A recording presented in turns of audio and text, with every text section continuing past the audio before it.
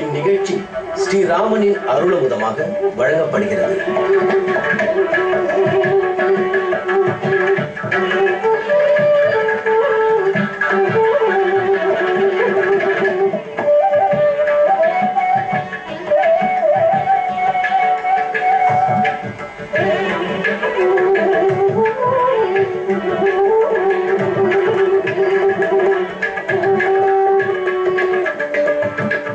ராமாய ராமபத்ராய ராமச்சந்திராய வேதசே ரகுநாதாய நாதாய சீதாயா பதயே நமஹ.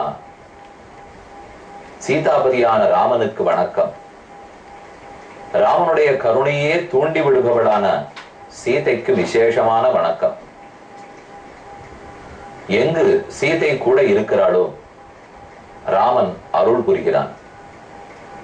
சீதை இல்லாவிடில் நம் குற்றங்களெல்லாம் ராமனின் கண்ணுக்கு படும்.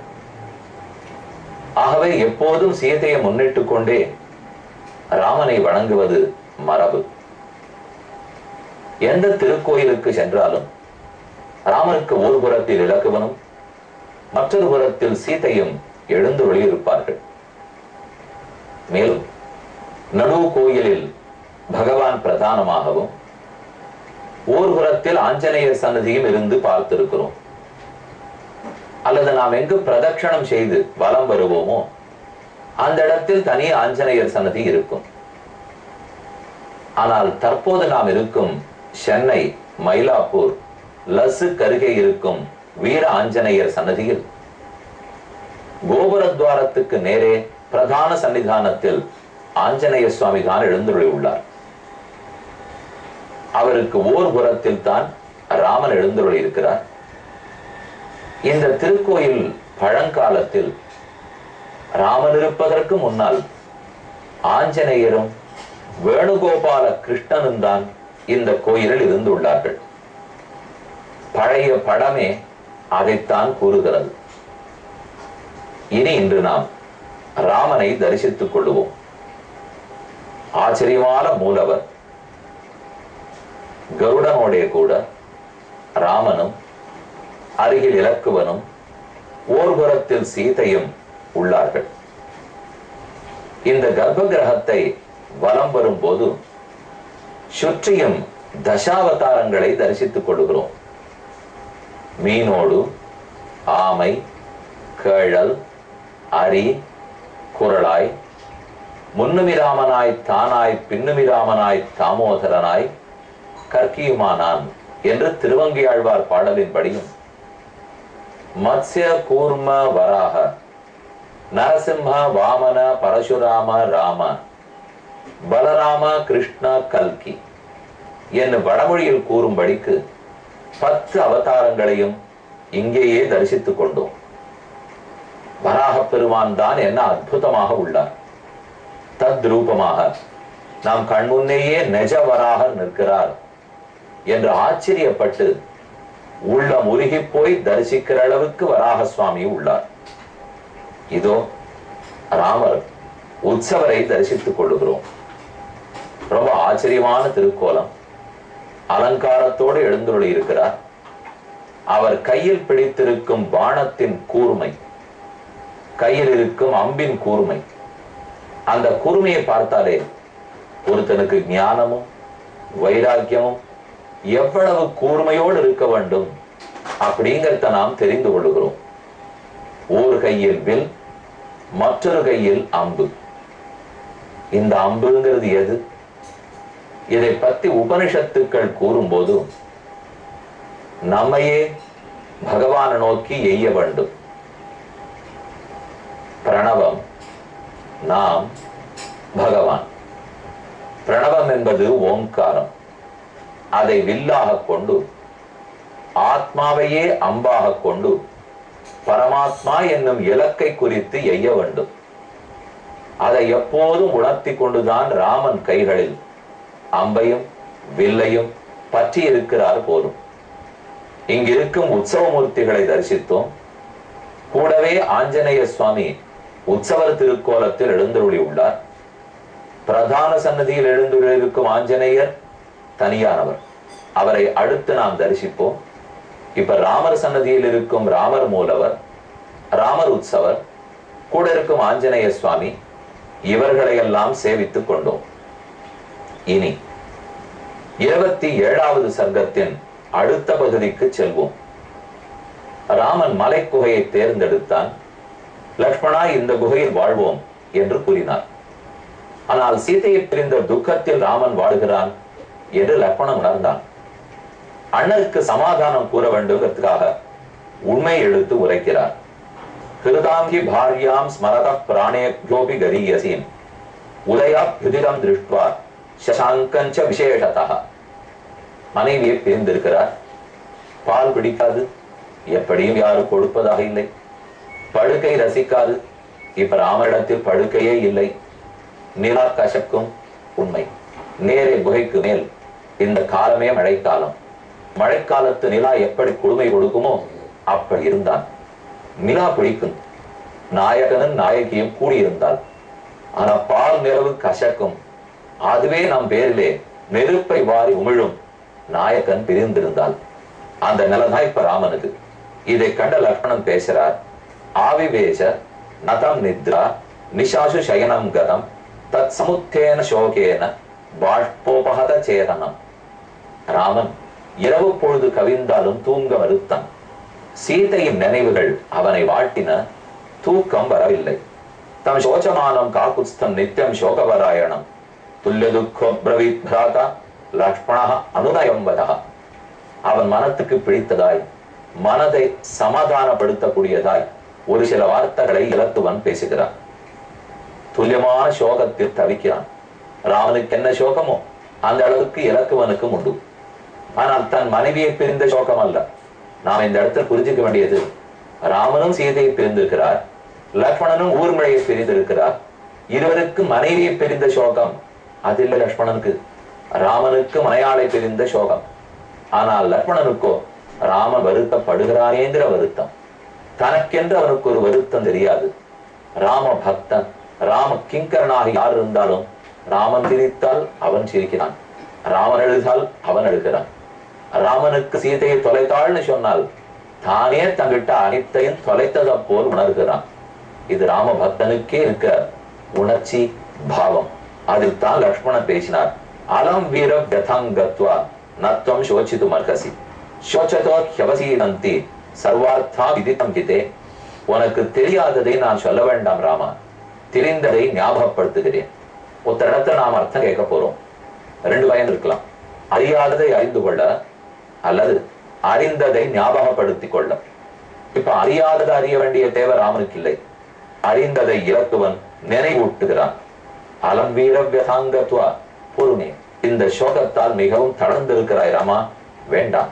பகவான் கிரியாபரோ லோகே பகவான் தேவபராயணா ஆஸ்திகோ தர்மசீலஸ்ச விவசாயீச்ச ராகவ. தேவரீர் ஆஸ்திகன், தர்மம் அறிந்தவர், ஊக்கம் இருக்கிறவர், முயற்சி இருக்கிறவர். இப்படி இருக்கிறவர்கள் சோர்ந்து போனால் அப்புறம் உலகத்தில் தவறான முன்னுதாரணமாகி விடுவார்கள்.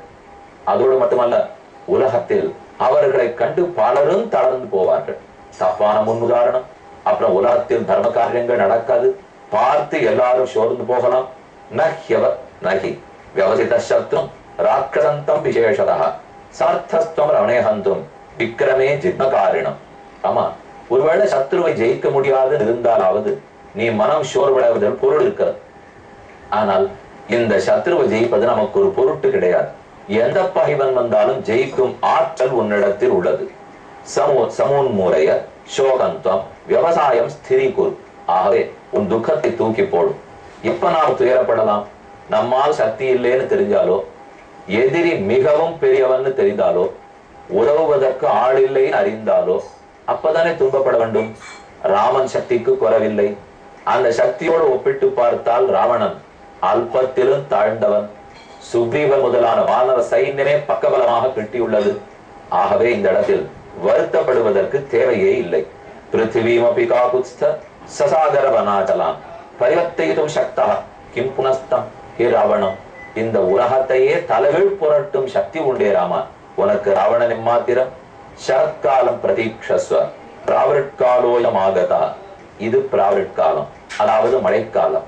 இது முடிந்து சரத்காலம் வரும், அதற்கு காத்திருப்போம். ததசராஷ்டிரம் சரணம் ராவணன் தம் வதிஷ்யசி. அப்போது சீதையை தேடி போவோம். ராவணன் அகப்படுவான். அவனுடைய அனைத்து பக்க வலம் படையோட சேர்த்து அழிப்போம். வாச்சியம் எது அனுரத்தேன ஸ்னிக்தேன ஹிதேன சத்த விக்ரமயுக்தேன ததுக்தம் லக்ஷ்மணத்வயா. அப்ப ராம லக்ஷ்மணனை பார்த்து கூறுகிறார், நல்ல வார்த்தை சொன்னா இலக்குவ. எது அனுரத்தேன எங்கிட்ட இருக்கிற விருப்பத்தால் அன்பால் கூறினது. ஸ்னிக்தேன ரொம்ப இனிமையாக நேர்மையாக கூறினது. ஹிதேன எனக்கு நல்லதாக சொன்னது. சத்தியத்தோட உண்மையாக பேசினது. விக்ரமயுக்தேன நல்ல சக்தியோட ஆற்றலோட பேசினது. அப்போ ஒரு பேச்சுங்கிறதுக்கு எவ்வளவு உயர்வு சொல்ற பாருங்க. இனிமையா இருக்கணும், நேர்மையா இருக்கணும், உண்மையா இருக்கணும், ஆற்றல் மிக்கதா இருக்கணும், பிடிச்சாப்பல் அன்போட சொல்லணும். இதன்படிதான் நாம பேச கத்துக்கணும். ஒரு 2 நிமிஷம் யோசிச்சு பாருங்க. இத போல நம்ம குடும்பத்துல நம்ம பேச ஆரம்பிச்சுட்டோம்னால் ஆற்றல் மிக்க பேச்சு, அன்பான பேச்சு, நேர்மை, சத்தியம், யாருக்கு நாம சொல்ல போறோமோ அவர்களுக்கு நன்மை, இது இத்தனையும் கொடுக்கத்தக்கதா ஒரு பேச்சு இருந்தால் நம்மளை சுத்தித்தான் எல்லாரும் இருப்பார்கள். யாரும் எங்கு செல்ல மாட்டார்கள். அப்ப எளிமையான பேச்சு, இனிமையான பேச்சு, நேர்மையான பேச்சு, நன்மை கொடுப்பது ரொம்ப அன்போடு பேசப்பட்டது. அப்படித்தானே லக்ஷ்மணன் பேசி இருக்கிறான். அதை கொண்டாடி ராமன் கூறுகிறார். இந்த ஸ்லோகத்தெல்லாம் பார்க்கச்சே அப்பப்ப நாம என்ன தெரிஞ்சுக்கணும், இனிமே நாமும் இதை போல பேச முயற்சிக்க வேண்டும். நாம எப்படி பேசுறோம்?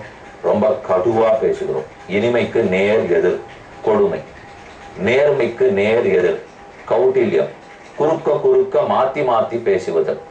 அன்பு இல்லாமல், நேர்மை இல்லாமல், உண்மை இல்லாமல், ஆற்றல் இல்லாமல், ரொம்ப குறைப்பட்டு கொண்டு அழுகிற தோரணையில் எப்படியாவது பரத்தியாருடைய பச்சாத்தாபத்தை சம்பாதிக்கணும், அனுதாபத்தை சம்பாதிக்கணும், இந்த தோரணையில் பேசுவோம். இதெல்லாம் கூடாதுங்கிறார்.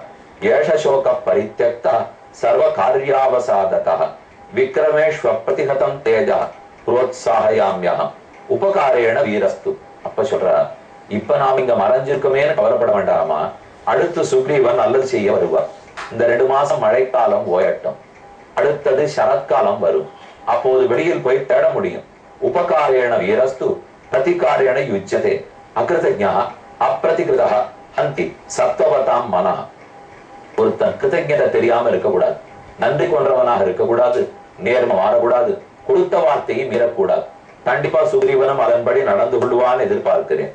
ததேவ ததேவ யுக்தம் ரணிதாய லக்ஷ்மணா கிருதாஞ்சலிஸ்தத் பிரதிபூஜ்ய பாஷிதம்.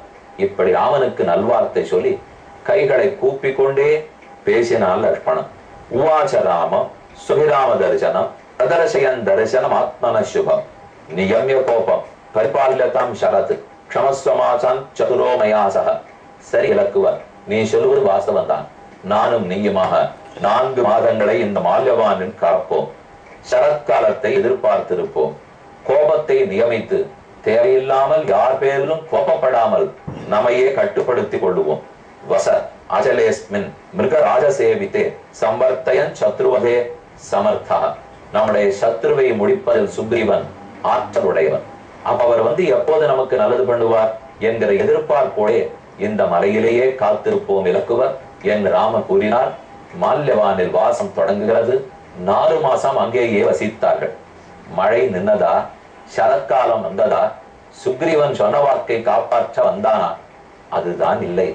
ஆகவே வெடித்தான் இலக்குவன். என்ன நடந்ததுன்னு கேட்போம். ஒரு அறிவிப்பு. நவம்பர் 8, 9, 10 ஆகிய 3 நாட்களிலும் மைசூரில் அடியனுடைய உபன்யாசம். மாலை 6 மணிக்கு ஆண்டாள் மந்திரம், விவி மொஹல்லா, மைசூர். தலைப்புகள்: 3 சரம ஸ்லோகங்கள், வராக ராம கிருஷ்ண சரம ஸ்லோகம், கோதா சதுஸ்லோகி, பிரார்த்தனா பஞ்சகம். அத்தோடு 9ஆம் தேதி சனிக்கிழமை பகல் 10:30 மணிக்கு நரசிம்ம சுவாமி தேவஸ்தானத்தில் நரசிம்ம கஷேத்திரங்களின் மகாத்மியம் பற்றி நடைபெறும். அனைவரும் கலந்து கொள்ள வேண்டுகிறேன். இந்நிகழ்ச்சி ஸ்ரீராமனின் அருளமுதமாக வழங்கப்பட்டது.